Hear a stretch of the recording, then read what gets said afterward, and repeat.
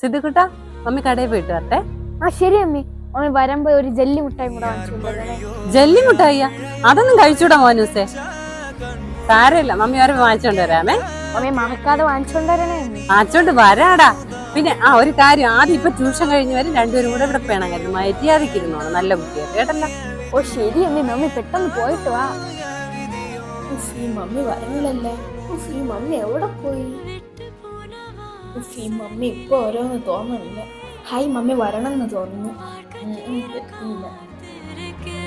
ആ മമ്മി, ഞാൻ പറഞ്ഞ സാധനം വാങ്ങിയ മമ്മി. അയ്യോ, മറന്നുപോയി മുത്തേ മമ്മി. അല്ലെങ്കിലും മമ്മി ഇങ്ങനെ തന്നെയല്ലോ, എന്ത് പറഞ്ഞാലും മറന്നു.